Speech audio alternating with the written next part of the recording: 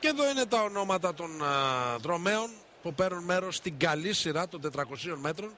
Και η καλή σειρά γίνεται βάσει του προκριματικού που έγινε το πρωί. Εδώ είναι οι καλύτερες επιδόσεις. Είναι ο Καλογιάννης στην πρώτη διαδρομή. 23 χρονών αθλητής του ΠΑΟΚ, 50-87. Το βλέπετε εδώ. Εδώ στη δεύτερη διαδρομή είναι ο Θανάσης Παγουνάδης του Πανιωνίου, 23 χρονών και αυτός, 50-85. Σχεδόν ίδιο χρόνο με τον Καλογιαννίδη. Ο Γιάννης πρώτος του Παναθηναϊκού.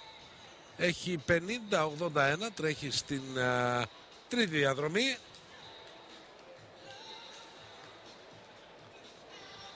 Ο πρώτος του Παναθηναϊκού κοντά στο φακό. Εδώ είναι ο Χρήστος Βογιατζής, 22 χρονών του Ηρακλή Θεσσαλονίκης.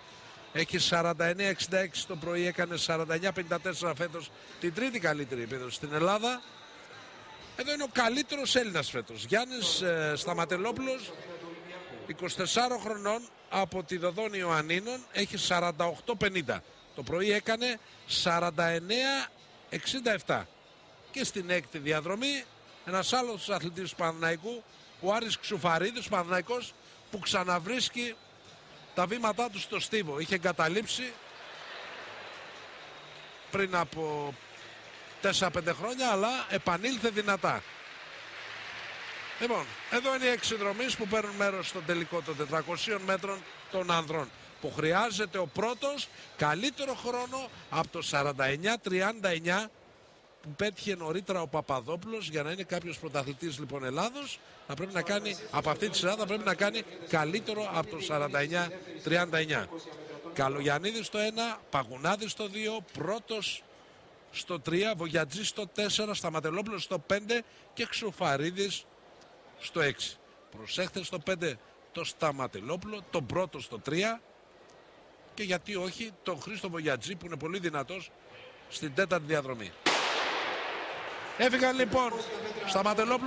Σταματελόπουλος ξεκινάει δυνατά. Ήδη έχει πιάσει τον Ξουφαρίδη και έρχεται και ο πρώτος δυνατά. Δεν αφήνει τη διαφορά. Έχει πιάσει το Βογιατζή. Σταματελόπουλος και πρώτος φαίνονται να μπαίνουν πρώτοι μετά τα 200 μέτρα. Σταματελόπουλος πρώτος, έρχεται δυνατά. Ο Ξουφαρίδης παραλίγο να κλείνει τον πρώτο, παραλίγο να γίνει ατύχημα. Ξουφαρίδης λοιπόν, οι δύο αθλητές του Παναθηναϊκού τρακάρανε. Σταματελόπουλος πρώτος, Ξουφαρίδης πανύψηλος, 22 χρονών.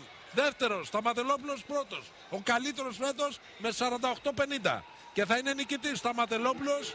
Για να δούμε στη δεύτερη θέση. Και έρχεται ο πρώτος δυνατά, αλλά δεν θα είναι πρώτος. Πρώτος ο Σταματελόπουλος, 48-42. Η καλύτερη επίδοση φέτος στην Ελλάδα. Από το Σταματελόπουλο που βλέπετε μπροστά σας, δίπλα ο Ξουραφίδης, δύο αθλητές του Παναθηναϊκού, ο πρώτος ανάμεσα στον αθλητή της Δοδόνης. Και εδώ έχουμε καυγά.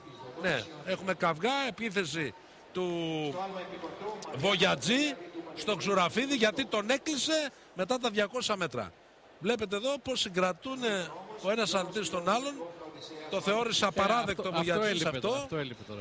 Να τσακώνονται κιόλας. Δεν το είχαμε δει αυτό στο στίβο. Εντάξει.